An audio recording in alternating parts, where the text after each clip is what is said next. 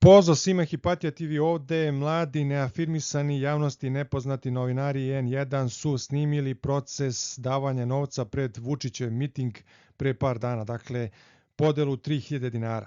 Naime, mladi novinari N1 su pokušali da se infiltriraju među potencijalne pratioce predstojećeg, tada u to vreme predstojećeg Vučićevog mitinga u Beogradu i snimili su ceo proces od telefonskog poziva do momenta, trenutka kada se deli narodu po 3000 dinara. Dakle, 3000, čuje se u videu, 3000, evo izvolite vama 3000, vama 3000, vama 3000 i tako dalje i tako dalje.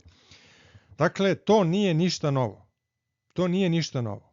Dakle, to, svi znamo da se to dešava i to nije ništa novo čak ni u kontekstu N1. Dakle, N1 je već pravio takve snimke, dokumentovao dakle da se novac deli. Setimo se one emisije u kojoj je Mladan Stavatović pokušao da se infiltrira u Ćaćiland, da postane stanovnik Ćaćilanda, pa je snimio isto takođe ceo proces kad mu se javila ona žena, pa mu je ona rekla da je cena dnevnica 70-80 evra, pa su se čak oni videli i uživo. Umeđu vremenu on je pitao, pa dobro, pa kako tu, šta je ovo, ono, ma kaže, ne pitaj, to je mafija, to su lopovi, to je, kaže, to su drogirani, tu ima svega i svačega, ovo, ono, baš tako je rekla, otprilike, koristim tu njenu terminologiju, parafraziram.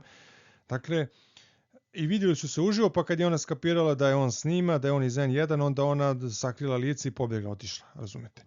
I posle tog snimka se nije pojavio nikakav demanti. Dakle, niko nije izašao i da demantuje javno, da kaže, pa vi ste slagali, ta žena nema veze sa nama i tako dalje. Dakle, to je bila istina.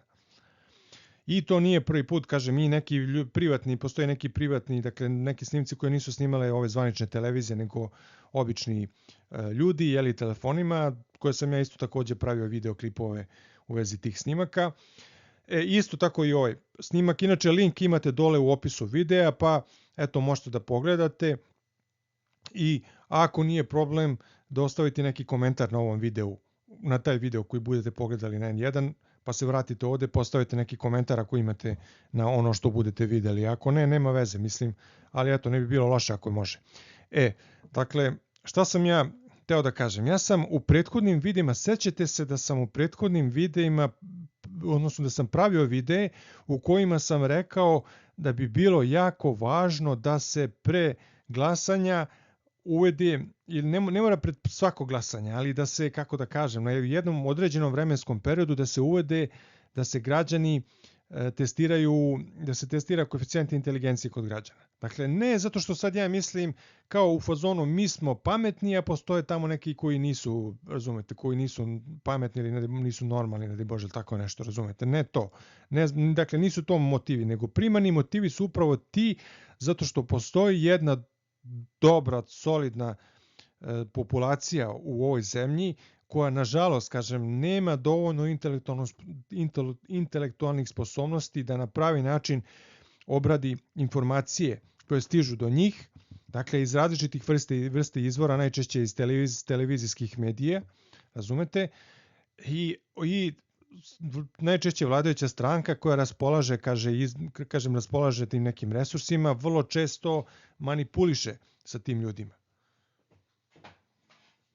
Dakle, dobar deo ljudi koji je dobio, koji je primio tih 3000 dinara su u stvari ljudi kojima stvarno i treba tih 3000 dinara, to su ljudi koji jednostavno nisu sposobni da se snađu i tako dalje i tako dalje.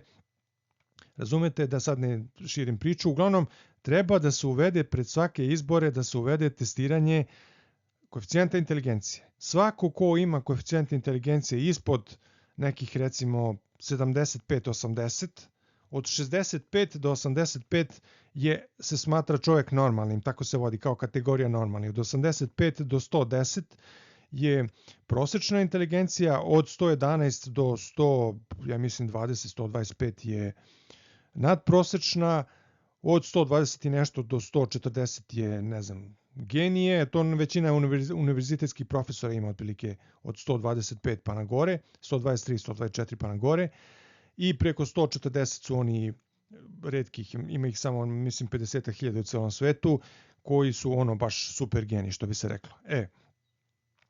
Nažalost, kažem, mnogi ljudi su skloni da sebi dodeljuju da kažu imam 150, 100, to su stvarno neko ko ima preko 150, takvih ljudi je stvarno samo možda 1000 na celom svetu.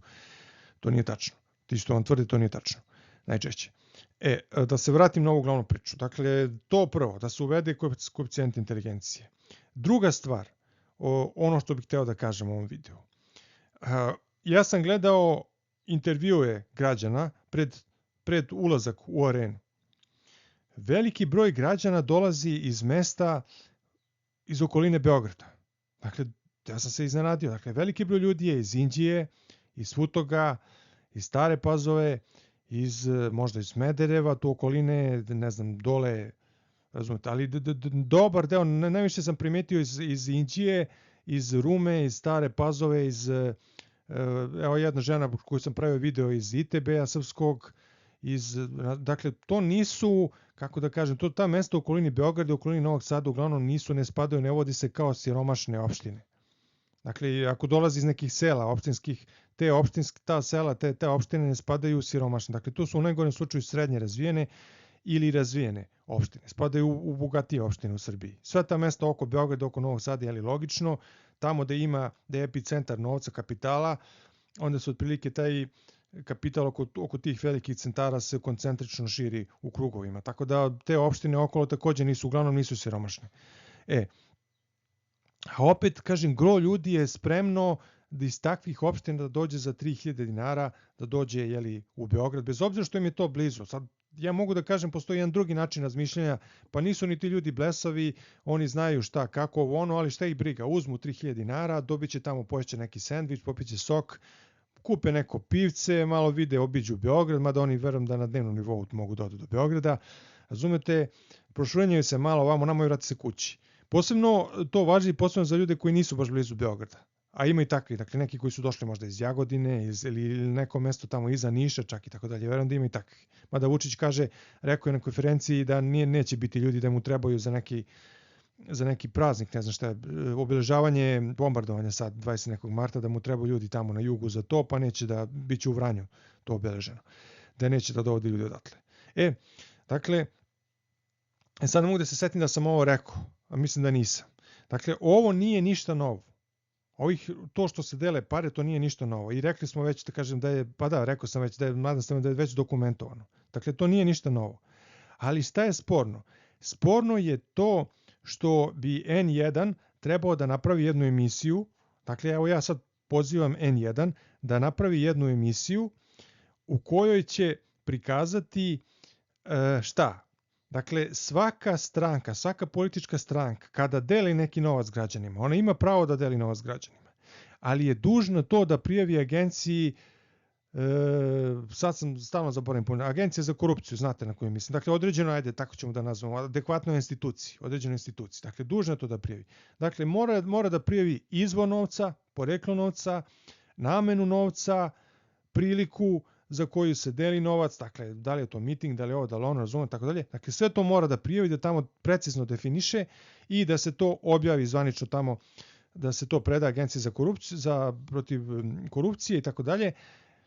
I onda, na primjer, građani imaju pravo na osnovu onog zakona o dostupnosti i od podataka od javnog interesa da traže to, razumete? Ja bih pozvao N1 da traži, dakle, N1 je već dokumentovao više puta da se deli novac, dakle, dokazuje da se novac deli, na ime toga da traži za te prilike, dakle, dokumentovao je za Ćacilen, da evo sad je dokumentovan za ovo, ja mislim za još neke skupove, postoje videoklipovi, prikaz da se dele pare, da traže od agencije za korupciju, dakle, meni interesuje, ajde, ok, ovo je sad relativno sveže, još uvijek se nije došlo do toga, ali za te prethodne slučaje, da prikažu, da napravi jednu emisiju koju će prikazati kako je, baš me interesuje, kako je Srpska napredna stranka zavela taj novac. Dakle, kako je tamo u tim agencijama zaveden taj novac? Na koji način? Kako je zaveden? Ja čisto sumnjam da u Srpskoj naprednoj stranci baš postoje neki toliki dobrotvori da se ne lažemo, poprilično veliki novac, da daju svaki put kad bude miting da se deli, da će oni da dele samo iz neke ljubavi ili prema Aleksandru Vučiću ili prema Srpskoj naprednoj stranci. Dakle, izvinite, ali malo mi je to čudno. Dakle, malo mi je to neobično. Evo, na primjer, ovde. Da je još jedna stvar koju sam primetio. Kaže Dragan Vučićević pre neki dan, bilo je, pa ću to da povežem i sa ovom situacijom malo pre što sam pričao, da je 70.000 ljudi bilo na mitingu. 70.000 ljudi. Dakle, ja, koliko znam, ona arena, ono prvo što mi palo na pamet, ona arena, ja inače pratim sport, posebno košarku, dakle i znam kad igraju Zvezda, Partizan, Euroliga, tamo može maksimalno da stane 20.000 ljudi. Dakle, 20.000 ljudi kad je arena dupke puna. Dakle, kad su svi kapaciteti popunjeni. Pretpostavimo da se još 10.000 ljudi nekako nabiju, da ljudi stoje, ako treba da stoji na onim, ne samo na onim stolicama da stoje, nego da stoji na onim naslonima za stolice, dakle razumete, da se nabije maksimalno, tu može da stane 30.000 ljudi. Znači, ispada da je 40.000 ljudi, pošto je Dragan Vučićević rekao da je bilo puno ljudi napolje, dakle da je 40.000 ljudi u toku mitinga bilo napolje, a 30.000 ljudi je bilo unutra. Pa da li bi neka stranka, valjda su oni planirali neku logistiku i tako dalje, da li bi da su toliko loši prognozeri da nisu mogli da predvide da će 40.000 ljudi, dakle toliki broj ljudi da ostane van, razumete? I opet su pozvali te ljude da tamo da 2-3 sata da tamo se, ne znam šta, razumete, napolju. Bilo je i hladnoća do duše i tako dalje, razumete? Dakle, ja razumem, postoji jedan broj ljudi, nisu svi ljudi, ovo što pričam za inteligenciju. Samo da se vratim na priču za pare. Dakle, od tih 30.000 ljudi, dakle nije bilo 80.000 ljudi. 30.000 ljudi je bilo. Od tih 30.000 ljudi, jedno 10.000 ljudi do 15.000 je dobilo novac. U to sam siguran 100%. Dakle, postoji jedna grupa ljudi, 30% su ljudi koji su došli zbog toga što moraju da dođu, dakle zato što su dobili, zato što su zaposleni u nekim javnim preduzećima i onda se to od Srpske napredne stranke smatra kao podmorati. Sad ne znam da li su to samo ljudi koji su zaposleni direktno u vreme Srpske napredne stranke su dobili posao u javnim preduzećima ili su to oni ljudi koji su već tu radili i ranije, pa onda eto kao da ne bi izgubili posao, da ne bi neko drugi došao na njihovo mesto, onda su oni, razumete, dovoljno je, vi ne morate vi ljudima da kažete, znaš šta, desit će se to i to ako ne dođeš. Dakle, dovoljno je samo da Srpska napredna stranka onako fino, što se kaže po znacima navoda kulturno, pošalje jedan dopis ustanovi, direktoru i da kaže, eto, pozivaju se, pročitajte ovo zaposlenim, pozivaju se simpatizeri Srpske napredne stranke iz ove ustanove da dana tog i tog dođu priliče, da dođu na miting Srpske napredne stranke, bit će organizovan prevoz, dobit će sendvič, dobit će sokov, i ljudi sami po sebi osjećaju potrebu, osjećaju jednu vrstu strepnje, straha, šta će biti ako ja ne odem. Dakle, bez obzira što sam ja možda dobio posao i pre Srpske napredne stranke, što sam ja tu već 30 godina, pred penzijom sam, što sam ugledan lekar ili ugledna medicinska sestra koju svi vole i tako dalje, razumete? Bez obzira na to, dakle, velika većina ljudi će po tim uslovima, po tim okolnostima doći. Dakle, nema potrebe da vi pretite. Ja znam, nemam dokaze, ali ja mogu samo da vam kažem da sam ja lično u autobusu čuo razgovor između vozača i medicinske sestre koja je zaposlena u bolnici u Smederevskoj Palanci. Dakle, i ona je rekla, ja nemam sad dokaze da to, razumete, samo kažem da sam ja to čuo, sad vi shvatite kako god hoćete, ako mislite da ja lažem, ok, neka bude da ja lažem. Dakle, čuo sam od nje da kaže da im je poslat dopis, da dođu tamo svi, ne znam, da moraju da ima toliki kontingent, toliko i toliko ljudi mora da se obezbedi, da je poslat dopis upravniku, direktoru, već ko je, ja mislim da je jedna žena bila do skora direktora, mogu setim, ja sam neko u muškom rodu, direktorica, to mi malo zvuči glupo. Da dođu, i vozač je rekao, kaže i kod nas u preduzeću dobili smo, morao je danas, juče, odnosno to je bilo jutro nakon mitinga, juče kaže morao jedan broj autobusa, nismo išli, nismo slali, morao je da ide za Beograd. Dakle, to je privatno preduzeće, u vlasništvu privatnika koji je najvjerojatnije povezan sa Srpskom naprednom strankom. Razumete? I on je to rekao. A ona je rekla ovo, ona je njemu rekla da smo mi, dobili smo, isto treba toliko i toliko ljudi da ode, da se obezbedi i tako dalje. Ali ja vam kažem, dovoljno je ovo, samo fino da zamolite ljude, kažete, molim vas, ko je raspoložen da dođe ljudi će odmah da shvate o čemu se radi. Dakle, ti ljudi čine nekih 30%.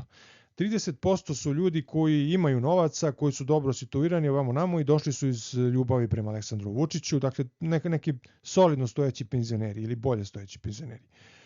Ali 30%, dakle od tih 30.000 ljudi, 10.000 ljudi minimalno, ako ne i 15.000 ljudi su došli i dobili su novac, dobili su 3.000 dinara. Dakle, 10.000 ljudi, na primjer, puta 3000 dinara, to je 30 miliona dinara, to je 30.000 evra. 30.000 evra samo za jedan miting, razumete? A koliko je mitinga sad bilo Srpske napredne stranke? Da li će stvarno neko toliku ljubav gaji prema Srpskoj naprednoj stranci, da će iz mitinga u miting da deli tolike pare, a ovo nisu bili najveći, ovo nije najveći miting Srpske napredne stranke. Bilo je mitinga gdje je stvarno bilo po 60-70 hiljada ljudi, gdje nije 10.000, nego 30.000 ljudi dobilo po 20-30 evra, razumete? A gdje što su dobili, što su pravljeni ćevapi, pa sendviči, pa ovo, pa ono, to sve neko treba plati, to neće, razumete, kapirate. Ima jedan deo novca možda se plati od ovih, kako se zove, što stranka dobije od, kako se zove, za izbore republičke. Ali pazite, ovo su lokalni izbori, oni su republički izbori. A Srpska napredna stranka zbog ovih malih 10 gradića, od kojih je najveći grad Smederevska Palanka, dakle koja sa sve selima ima 50.000, 53.000 stanovnika. Svi ostali su ispod 35.000 i manje. Dakle, zbog 10 malih gradića od 6.000 do 35.000 stanovnika. Uglavnom su tu od 12, 13, 15 do 20 nešto hiljade. Sa sve selima, razumete. Dakle, Srpska napredna stranka čak snimila, duše sad je to nije skupo, sad je to ima tehnologija ono, ali 2 reklame je snimila i to je išlo i na RTS-u, na svim mogućim televizijama. Zamislite, znači to je 10 televizija, pa ne znam koliko puta su emitovane reklame. Samo ja što povremeno dolazim u sobu da ručam u dnevnu sobu, pa sam vidio 15 puta za ovih par dana te reklame. Ko zna koliko reklama je emitovano. Znate vi koliko košta reklama, na primjer, u toku drugog dnevnika na RTS-u ili posle drugog dnevnika ili malo pre drugog dnevnika. Koliko košta 1 sekund te reklame. Ogromno, ja mislim, ne znam, vjerojatno 1000, ja mislim da košta 1000, možda i par hiljada evra, 1 sekund. Samo 1 sekund košta na RTS-u. Pa su emitovane na Pinku reklame. Dakle, ja isto ne vjerujem da će Pink da emituje reklame, da će Željko Mitrović baš sve da daje džabalesku za Srpsku naprednu stranku. Dakle, on će sigurno nešto da traži u najgorem slučaju. Dakle, govorim sad hipotetički, nemam dokaze, ali to svi znaju, dakle, razumete. Dakle, Vučić i Željko Mitrović to trenutno jesu na istoj strani, ali to nije isto. Dakle, mnogo je bliže istom Vučić i Dragan J. Vučićević nego što je Vučić i Željko Mitrović. Željko Mitrović neće da reklamira Vučića tek tako za džabalesku, što bi se reklo. Razumete? Dakle, morate da platite, što kaže ovaj, kako se zove, Kristijan Golubović, Kićanovića, morate da date nešto, nečim mora Srpska napredna stranka da plati te reklame tamo na Pinku. I na Informeru i tako dalje, i tako dalje. Razumete? Dakle, to košta. I zato kažem, pred svake izbore, ne baš pred svake izbore, ali pred svake druge, treće, bar ove značajnije izbore, da se 4 godine, dakle ne može baš pred svake lokalne izbore, ali na svake 4 godine da se testiraju građani koeficijent, svako kogod hoće da glasa, mora prvo da odradi test koeficijenta inteligencije, pa ako prebaci 75-80, ponavljam do 65-85 su normalni, onda može da glasa. Razumete? To je jedna strana priča. Druga strana priče je to što je ono što ja mislim, a to je da mi na ovim izborima, sad ovakvim kakvi su izbori, mi praktično manje više ništa se tu ne menja. Dakle, vi za koga god da glasate, razumete, pod ovakvim uslovima, sa ovakvim načinom glasanja, sa ovakvim sistemom glasanja, sa ovakvim izbornim sistemom, sa ovakvim političkim sistemom, ta provera da li neko ima ili nema koeficijent inteligencije i tako dalje, neće imati mnogo impakta, razumete, može da ima samo impakta na to što će se drastično smanjiti broj ljudi kojima će Vučić moći da da 3000 dinara i da dođu na njegov miting. Eto to. Ali opet moram da kažem, u stvari, izvinite, pogrešio sam, imaće impakta, neće da ima impakta na to da će nešto stvarno da se promeni, nego će samo ima impakta da će, možda da se smanji malo korupcija, razumete. Eto, samo to. A to što će umjesto Vučića da dođe neko drugi koji će da radi isto to što je Vučić, samo na malo finiji način i ne u tolikoj meri, razumete, to neće mnogo nešto da kako se kaže, popravi nama situaciju, nama običnim građanima, razumete. Samo to što će Vučiću da drastično otprilike da im za trećinu će da mu smanji broj glasača, mislim da se ne lažemo. Znači, nije meni cilj, nisam ja ovo rekao sad da se testira inteligencija, zato što ja mislim sad mi koji smo kao iznad 75, mi smo sad nešto kao pametni, mi smo elita, a ovi su neki neke krezube i retardi, da ne kažem. Dakle, ovo što vidite sliku, to sam napravio da malo što kažu animiram i publiku i tako dalje. Ne mislim ja da su Vučićevi glasači svi krezubi, ovakvi i onakvi. Iako su ljudi krezubi, pa šta, izgubili zube, imate ljudi rade na teškim poslovima ili možda imaju neku bolest ili nešto, problem, razumete. Ali trećinu glasača će Vučić, ja sam siguran da će trećinu glasača Vučić da izgubi kada bi se radili ti testovi inteligencije. I kad ljudi koji su ispod 75-80 da ne mogu da glasaju. Razumete? Jer jednostavno oni jesu normalni, spadaju u kategoriju normalnih, ali nemaju dovoljno intelektualne sposobnosti da na pravi način prime i procesuiraju obrade informacije koje im stižu i različitih iz njihove okoline, tako da kažem. I zbog toga jednostavno oni ne mogu da budu glasači. Razumete? A tek kada se promeni sistem, o tome to ću da napravim jedan video na jednom drugom kanalu, pa ću okačit ću i ovde u opisu ovog videa. Onda ću, kad se promeni način glasanja, onda će to itekako da ima impakta i na nekakve stvarne promene u društvu i u sistemu. Dakle, to što se ti ljudi ograničavaju, to je za njihovo dobro. To nije cilj, kažem, toga nije cilj da se neke određena grupa ljudi ponizi, nego to i za njihovo dobro, zato što će onda i njima da bude bolje. Biće i više para za njih, pa neće ni oni čak da budu motivisani da uzimaju ovako 3000 dinara i da dolaze na miting. Reći će, pa šta će meni, ja imam dovoljno, neću da idem da se maltretiram ovo ono. Dakle, uvijek će biti ljudi, baš je bilo komentara puno kao bezmozgovićki, ovako, ja kažem, nisu to baš svi ljudi bezmozgovići, ima tu ljudi koji su iz Zaječara, iz Jagodine, iz Zaječara, razumete, iz nekih drugih mesta, koji, mislim, u Zaječaru isto nema, u Zaječaru je malo teža situacija, isto relativno nema posla, niži je životni standard, daleko niži od proseka u Srbiji, ali iz tih nekih mesta gde su ljudi situirani, ali razmišljaju zašto ne, uzem 3000 dinara, malo nisam odavno bio u Beogradu, malo ću da vidim Beograd, ću kupim neko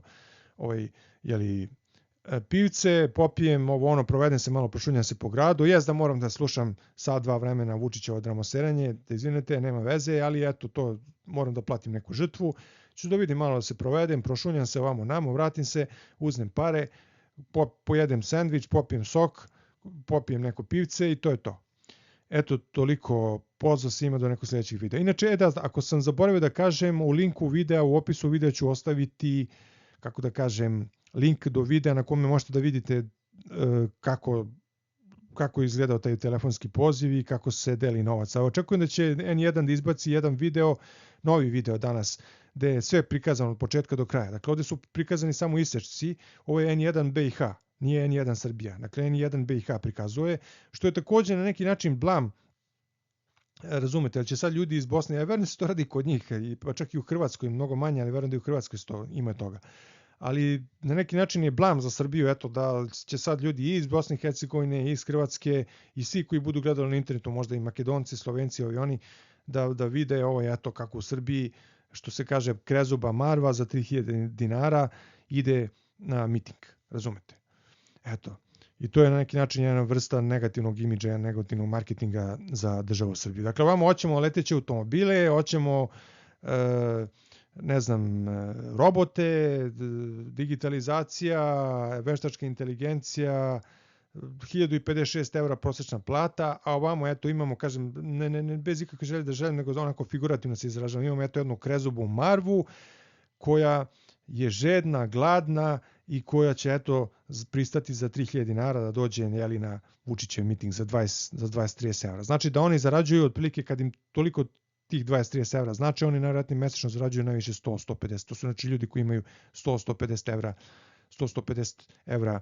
€ mesečno, čak neretko i možda dvojica žive od 200, od 100-200 € mesečno ili 300 žive dve osobe, razumete? Što je život koji je onako baš minimiziran, što bi se reklo, da bukvalno da jedva sastavljaš kraj s krajem. Ništa, pozdrav do sljedećeg videa.